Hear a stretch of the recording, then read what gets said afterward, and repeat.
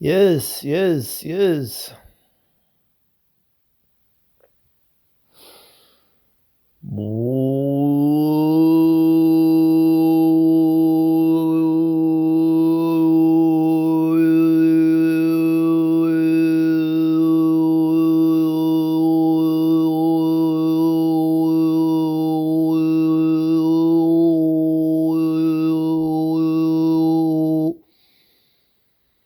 Yes, yes, yes.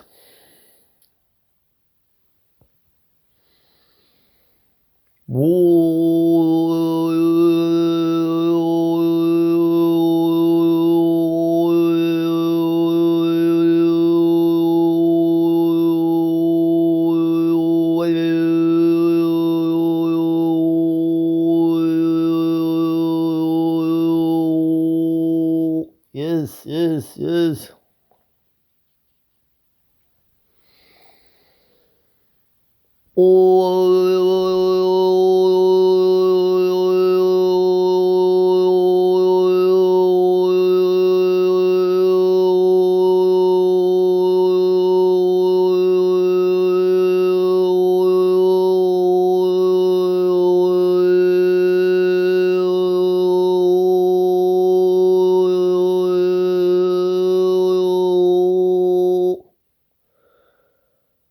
Yes, yes, yes. Great tidings to all of you there on earth in human form. We are the Lyran High Council, and we are pleased to have a chance to speak through this channel and to bring you a bedtime story suitable for children of all ages, and yet mostly adults will receive it. Ours is the tale of the emotional child and the intellect. Once upon a time, here in our system, lived a very tight-knit, sensitive, spiritually awake family. And into that family was born a little girl. And she was named Hydra.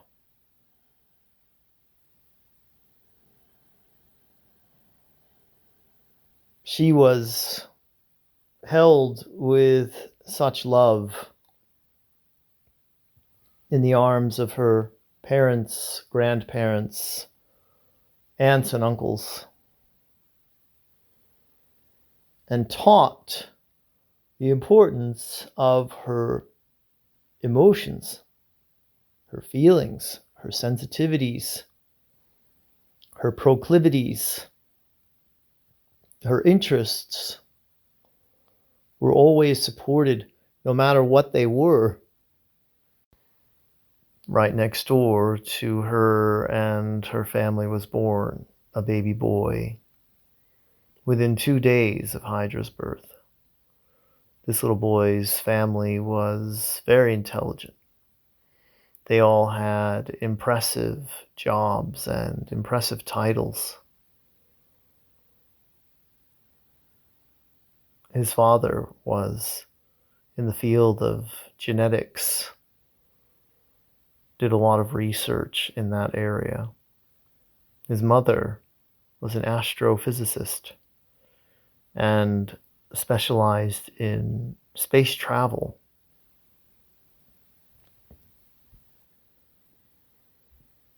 This child's name was Lupe.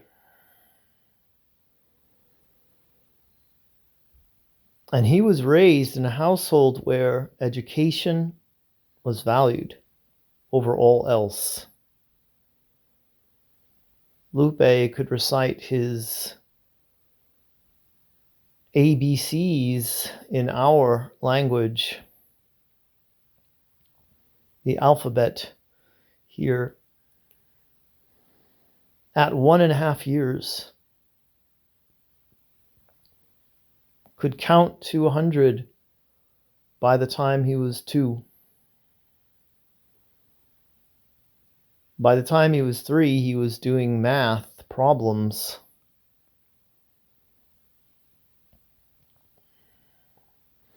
And helping his parents at times to solve problems that they ran into in their respective fields. He was rewarded for studying. And at times punished for being emotional, for giving in to his anger, his sadness, or his fear. At times he was even told to settle down when he was expressing joy.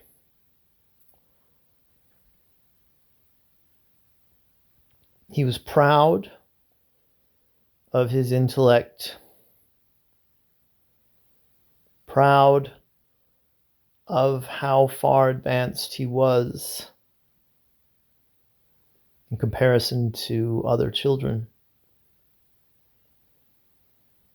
And by the time he reached the age of 4, he and Hydra both attended the same school. Both had the same teacher. Both were presented with the same curriculum, even though it was literally child's play for Lupe.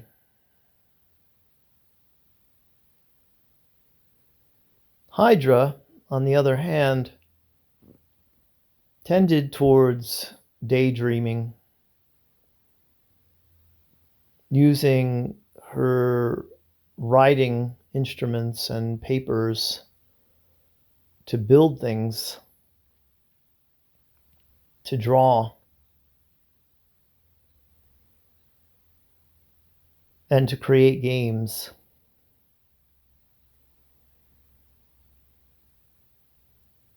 And would often be in fits of laughter as she would find something funny. Lupe, on the other hand, could not be more bored with this class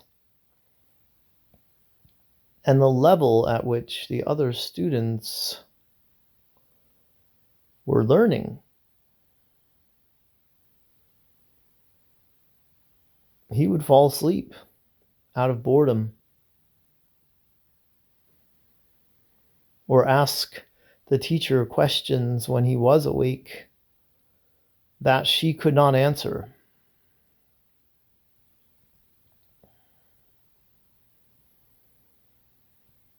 Both children's parents were called in to talk about the situation.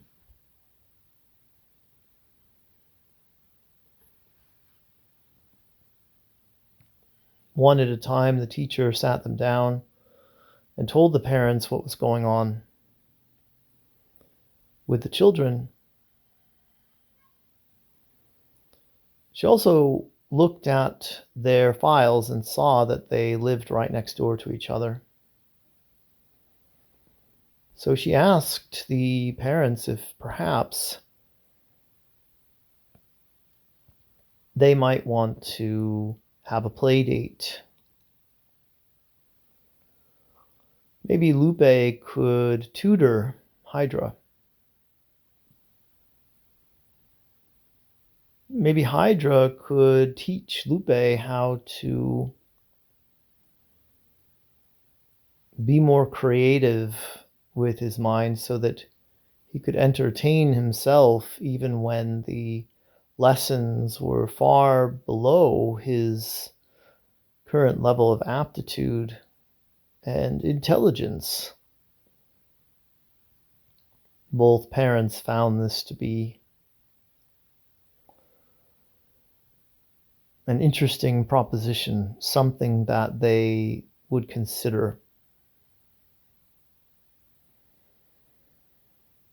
And one afternoon, when there was no school, the families got together and they chatted and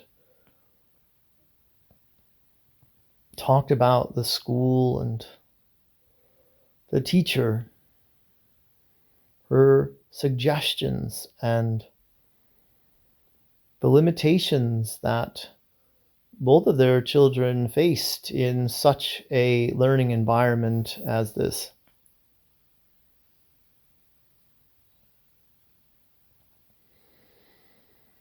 And they weren't sure that having Lupe be Hydra's tutor was such a good idea. And Lupe's parents definitely didn't see the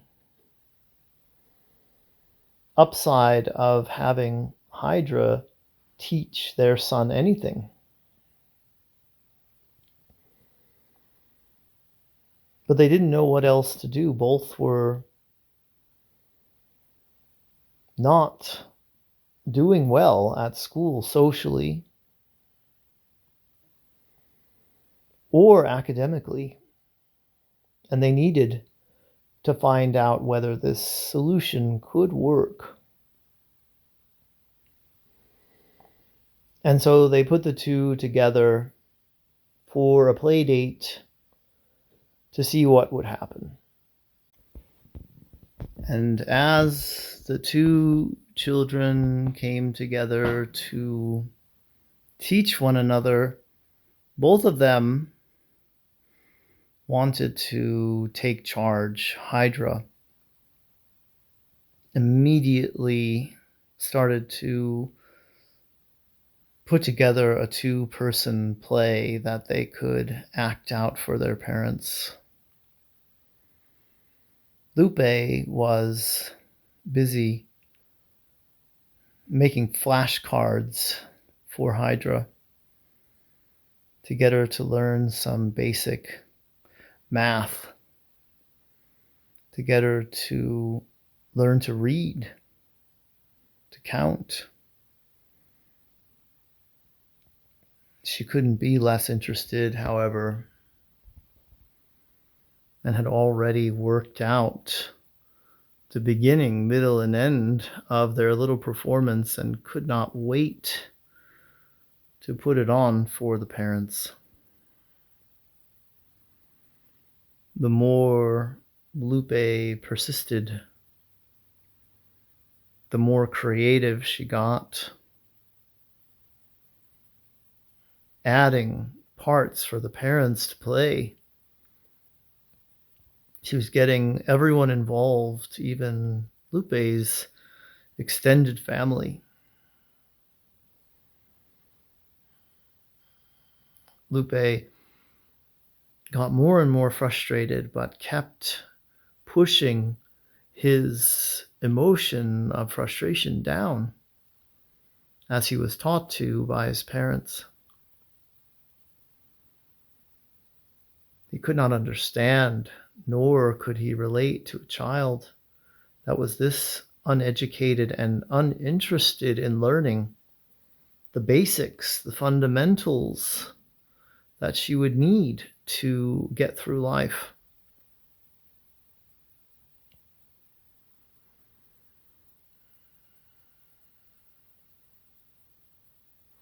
Finally, he threw the flashcards in the air and said, "I give up. What do you want me to say in this little play of yours? I'll do it if it will get you to stop harassing me with all of these questions about myself and what I think my character might be feeling in this scene and that scene. I don't know and I don't care, but if you give me the lines and you tell me where to stand, I will be in your little play. And then you will do me the courtesy of listening to what I have to teach you, as was the arrangement between our parents. Hydra did a happy dance that lasted for approximately 10 minutes. As little Lupe just shook his head, finding it hard to believe that the two of them were the same age and supposed to be at the same level.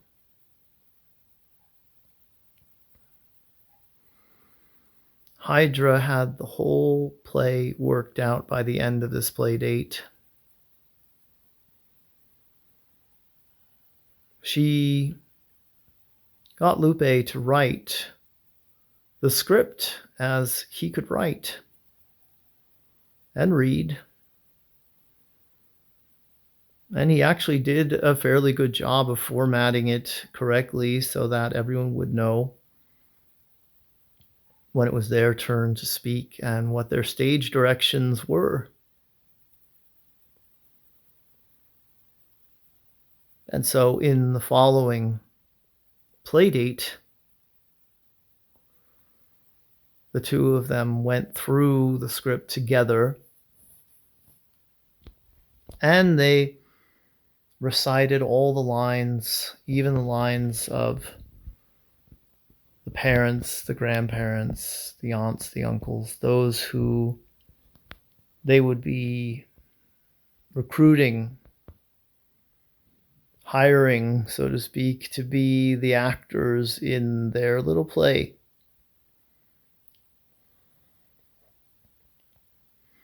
Lupe read his lines with no facial expression, the same tone, even if the line was supposed to be joyous or filled with anger. It didn't matter. He did what he was supposed to do. He read the words. He stood in the right place. While Hydra danced around, emoting fully, acting as though she had won several of your Academy Awards there on Earth. She was putting on the performance of a lifetime. The only problem was they had no set design. They had nothing to set the stage with. No props, no background scenery. The people enjoying their performance would have to use their imaginations, and Hydra wasn't sure that it was possible for anyone to fully imagine what her vision was for this play.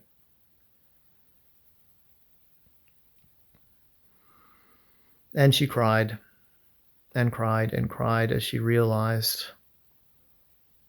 they didn't have what they needed to create such a beautiful set with curtains and with props and with sound effects. Lupe looked at her as though he was looking at something or some phenomenon he had never experienced before. He knew that she was upset, but he couldn't figure out why. He immediately went into problem-solving mode.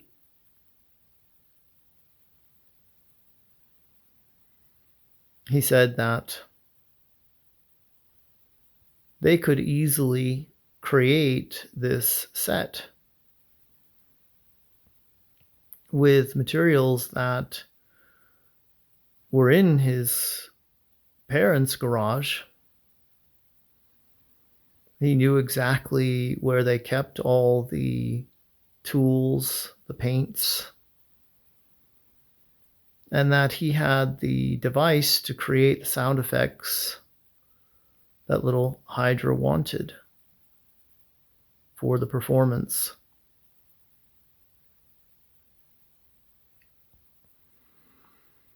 Hydra looked up from her tears,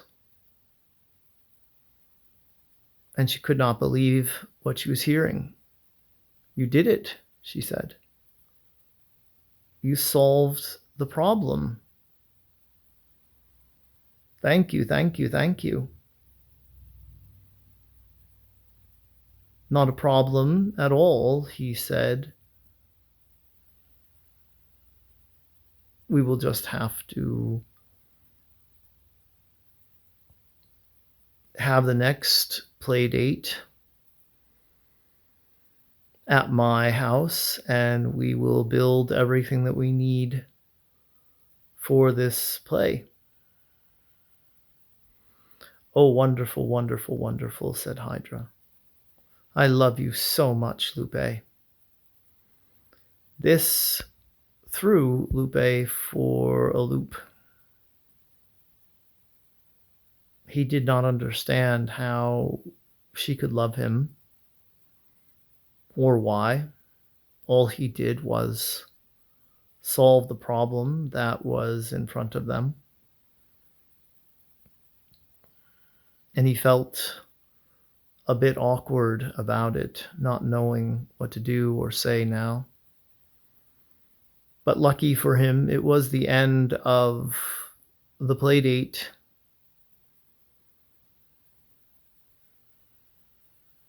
And so he went home and had dinner with his parents, and he told his parents that Hydra told him that she loved him because he solved a problem for her. He said it wasn't even a difficult problem to solve. I didn't even have to use all of my intellect in order to solve this problem. But she said she loved me. And I didn't know what to do or say. Lupe's parents were also quite perplexed at this new development. What did this mean for their son and his relationship to this little girl? They were not only perplexed, but a little concerned about the emotional attachment, as they were sure that this little girl would only bring their son down in terms of his intellect. He needed to be around smart people that would help him to grow intellectually and reach his fullest potential. And Hydra certainly was not that.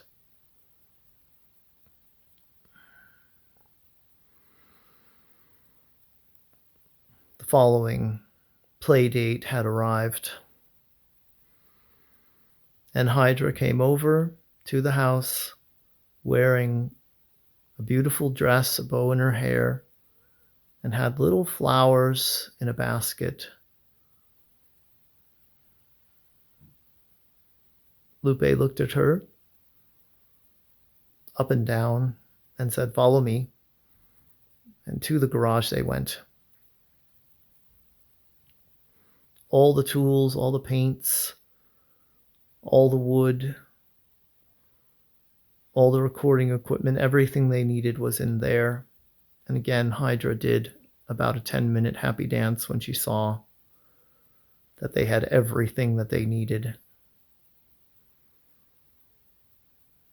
In the middle of her happy dance, Lupe said, "Yes, and my parents don't even need this stuff anymore. It's all scraps, all things that they were going to discard someday. So they were happy to let me use it for this project that I told them we were working on." Hydra was so excited that she gave Lupe a hug and a peck on the cheek. He did not know what to make of this affection.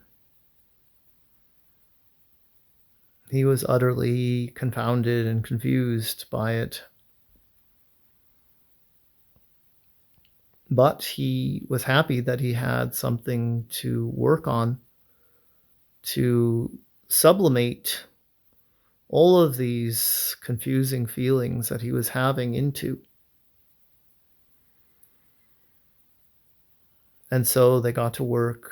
Hydra was the ultimate director, telling Lupe exactly what she needed, what colors, what sizes, what shapes, to bring her vision to light, to make this performance one for the ages.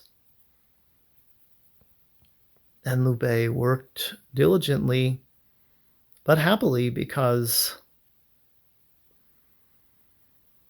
he actually enjoyed creating something. He enjoyed the act of painting, of figuring out how to cut the wood in the precise way that she needed it to represent, say, a rolling hill. He especially enjoyed building a sun that would hang from a rope with a pulley, and very much felt enlivened by the entire project. By the end, he was smiling and whistling as he completed each task, and Hydra danced around him, throwing the flowers from the basket in the air in celebration.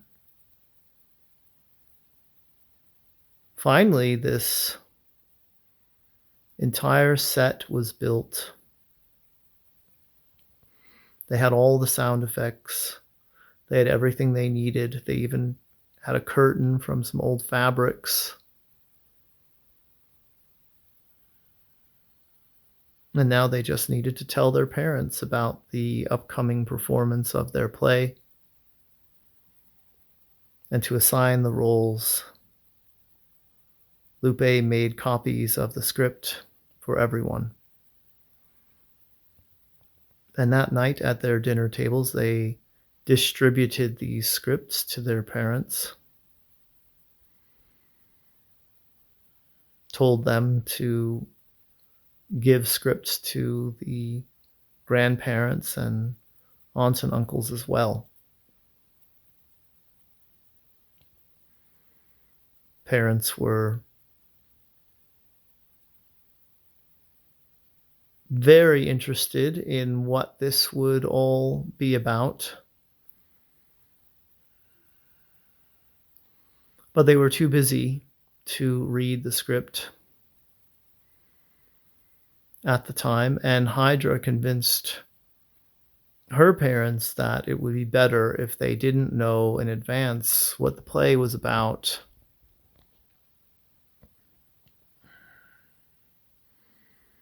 Because she thought that it would have a bigger emotional impact if they were both the performers and the audience at the same time. And so finally the night came when the performance would be enacted for the families, the families who were also the participants.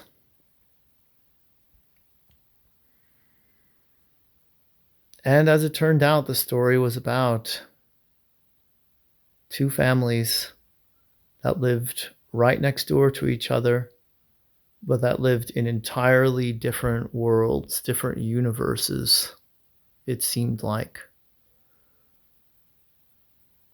Families that never interacted, even though they had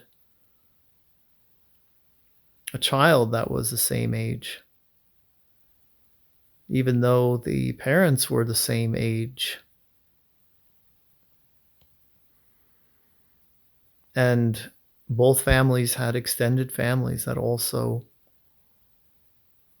never engaged with these neighbors. And the story was about how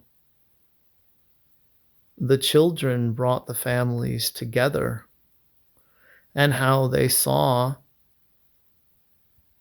their similarities, how they could relate to one another in spite of their differences.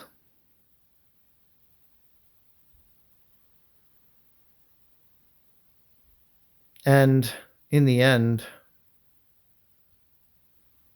all the adults were struck by the creativity, by the way the play within the play was being performed, by how every moment tugged at a heartstring. And even Lupe's parents were emotional by the end of this play. So emotional, in fact, that they saw the whole thing as a waste of time. They saw that their son had grown emotionally attached to this little girl, and they feared it would take him away from his studies. And so at the end, they went home and they told Lupe that the play dates were now terminated, that he would go back to studying and they would find a school that could accommodate his intellect and that could challenge him. And Lupe wept. He felt all the emotions that had been suppressed for the 4+ years of his life coming to the surface. He could not believe that this was happening. He could feel something in his heart that he had never felt before. And he said to his parents, "But I love her. I love her, and my life will not be complete unless I am able to love." And parents looked at each other with shock. They did not know what to make of this. They sent Lupe to his room to go to sleep, and he cried himself to sleep. And his parents talked it over and talked it over and talked it over. They worked out all the different scenarios that they could in their heads. How could this work? How could he be reaching his fullest potential while having feelings for a little girl at the age of 4? They went to sleep that night unsure about what to do. And that night, each of Lupe's parents had a dream. They dreamt of their meeting and how they came together as students in their university. And even though they were studying different fields, they could tell they had something between them, and they pursued it.